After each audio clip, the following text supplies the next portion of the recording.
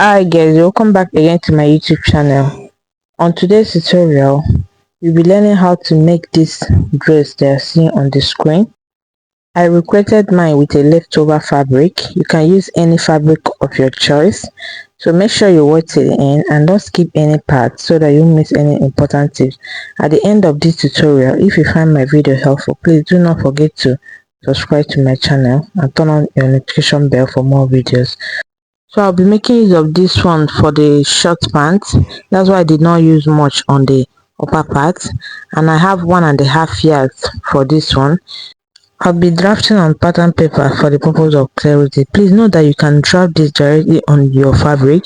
I'm just using pattern paper for the sake of tutorial and because of the color, so that I can show you how to go about that. So the first thing I'll do is to determine the length where I want the yoke to stop. So I'll be using my chest line depth for that. To get your chest line depth, you divide your round boards by 6 and you'll be adding extra 2 inches. After marking what I got, I will add ½ inch. Please, the ½ inch is not for the sewing allowance, it's just to make it a little bit longer. So after that, I will place half of my shoulder width. I have 8 inches for that. I will also place it on my chest line so that I can get a straight line. After that, I'll connect it. On the length of the yoke, I'll be placing quarter of my round bust. So you divide your bust by 4 inches. I added 1 inch for sewing allowance and ½ inch for ease allowance. That's the total of 1.5 inches. So I will now come down by 1 inch on the shoulder line. After that, I will slant the shoulder the way you see me doing. I'll get the midpoint of the line. On the midpoint, I'll come in by ½ inch so that I can draw my armhole.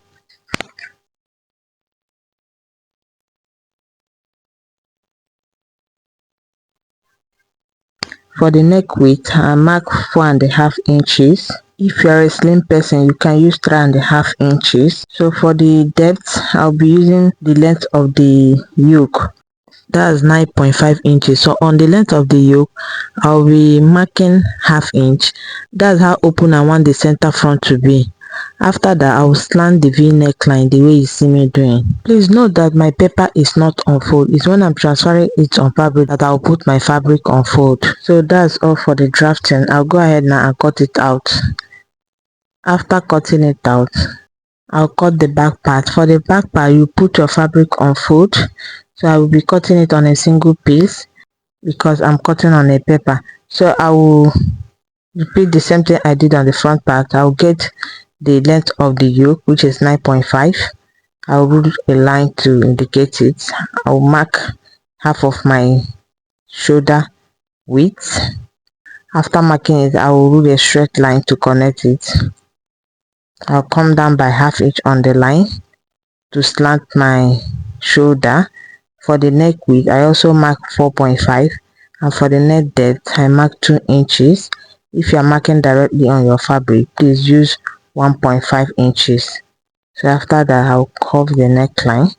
After covering the neckline, I will mark quarter of my round bust. I'll add ½ inch for ease allowance and 1 inch for sewing allowance.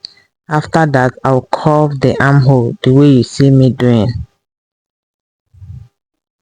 The next thing is to cut it out.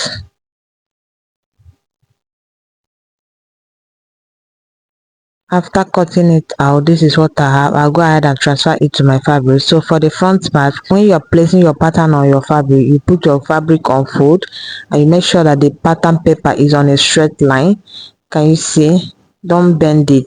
Make sure that the down part is on a straight line. So I'll go off camera and cut it and come back and show you. This is what I have for the front. I added ½ inch round, and for the back part I also added ½ inch round. After that, you go ahead and cut your lining. So the next thing is to cut out the collar, and I will be using the front pattern to do that. So I'll just unpin it now. So the first thing I'll do is to come down by 1.5 inches from this armhole side. After marking the 1.5 inches, I will slant it the way you see me doing. The next thing is to determine the width of the collar. So I use 3 inches for the width. I place it on the line, the slanted line. On the length of the yoke, I'll come out by ½ inch, the way you see me doing. After that, I will slant it to the 3 inches I mark for the collar width. So I'll cut it out. After cutting it out, this is what you have. I'll place it on the yoke now for you to see. If you have enough fabric, you can use the fabric that you use to make your short pant to cut out the yoke. I was not having enough fabric, that's why I used this one. Please, when you want to cut out the collar, you place your pattern on a slanted form. Can you see how I place mine? Please don't place it straight this way. Keep it the way you are seeing it on this video. After pinning it down, I'll go ahead and cut it out. I've cut it out already. I added ½ inch on this upper part. I did not add on the down part. You add on the upper part on the two sides. After that, I also cut my lining for the collar. Can you see what I have? So after cutting it, I iron my A-stay on the collar and iron my tissue gun on the main fabric. So I'll place the collar on the main fabric so that you can see what we have. Can you see that? So the next thing is to start sewing it. I started with the front yoke. I stitched down the down part of the yoke. After sewing it, I'll turn it to the right side. After turning it to the right, I'll iron it and stitch it down on this center front part. For the back part, I sew the neckline first and give it a notch. I will also stitch it down. After that, I'll turn it to the right side. I'll be sewing the down part later. For my collar, I'll be turning it with my lining. So you sew the upper part and the side I'll be going to the armhole. After sewing it, turn it to the right side. Iron it properly. After ironing it, you now stitch the center front down. After ironing it the way I want it, the next thing is to join the collar. I'll place it the right side of the collar facing the wrong side of the yoke. Place the collar ½ inch below the shoulder line. Because I'll be joining the front and back shoulder together, the collar is not supposed to get to the shoulder line. That's why I did not add anything on the damper when I was cutting the collar. So make sure you pin it down before sewing.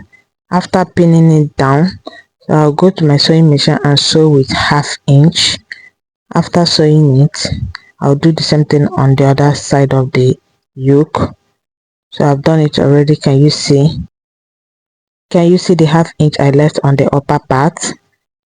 So I'll turn it to the right side now the way you see me doing, and I'll give it a good ironing. After that, I'll stitch this part down, stitch it down to secure it. If you are watched up to this length and you have not subscribed to my channel, please kindly hit the subscribe button so that if I post the next video, you'll be the first to get notified. So this is what I have for the both side front. The next thing I'll be doing now is to work on the lower part. For the lower part, the first thing I'll do is to determine the full length of the blouse.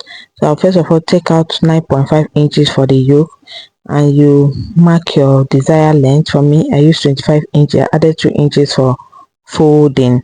So I went ahead to weave it. I did foreign weaving.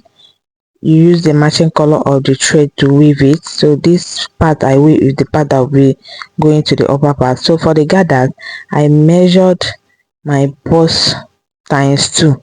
My bust is 42. So I'll measure another one. As you multiply your bust by 2, I added extra 10 inches. Depending on how full you want it, you can do more than that. Alright, so after that, the next thing I'll be doing now is to divide it into 2 for the front and back.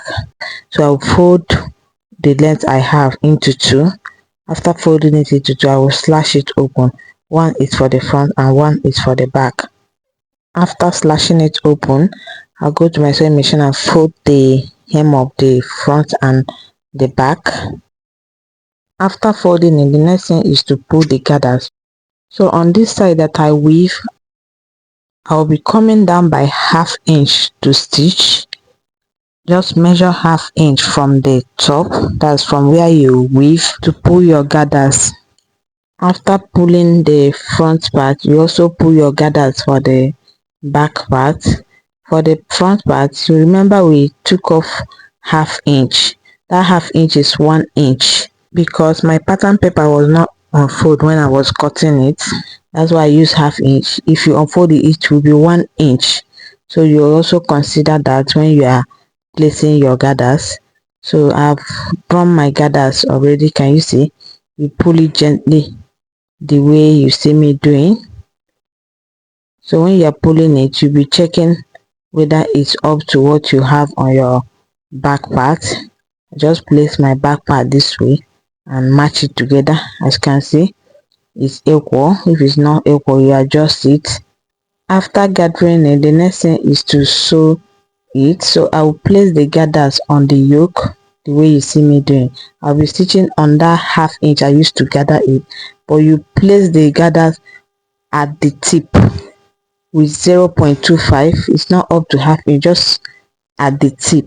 So you place it the way you see me doing. Use your pin to hold it down. Please don't sew it on half inch, just very small. So I will go and sew it down. After sewing it down, I'll repeat the same thing on the front part. I will advise before you sew, pin it down so that it won't be shifting. For me, I can control it without pinning it. For the front gathers, I'll fold it into two. After folding it, I will determine the middle point. I'll just use my chalk to mark the middle point. So the next thing is to place it half inch away. Or just start from the armhole, place it on one side of the armhole. Use your pin to hold it. The same way you sew the back part is how you sew the front. I'll place this one the other side. After that, I'll confirm the space I have in between. That's on the center front, whether it's up to 1 inch. As you can see, mine is up to 1 inch. So if it's not up to, or if it's more than, you can just adjust it. After you are done pinning it down, you just sew with half inch. When you are sewing, sew it straight to the other side. On the middle, you can just back stitch to secure it. Sew it very well so that it won't loose. So this is what I have when I was done. Can you see the back part? It's looking very neat already. So my front and back is ready. On this center front, I make sure I secure it very well. Just run a stitch on the center front because you know that it's gathered that we used to hold it before. So after that, I will go and join my shoulders. After joining my shoulder, I will shape it. I will shape the side with 1 inch. You know, I added 1.5 inches for sewing allowance. The half inch is for ease allowance and 1 inch is for sewing allowance. After that, you can weave it. You can weave the side with your interlocking machine. So this is the finished look of my dress. Can you see what I have?